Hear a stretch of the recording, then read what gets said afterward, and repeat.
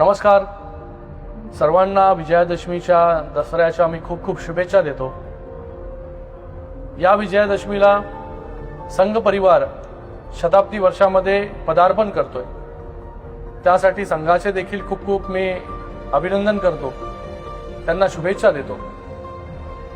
अनेक चढ उताराचा अनुभव घेत संघ परिवार राष्ट्र कार्यामध्ये अग्रेसर आहे।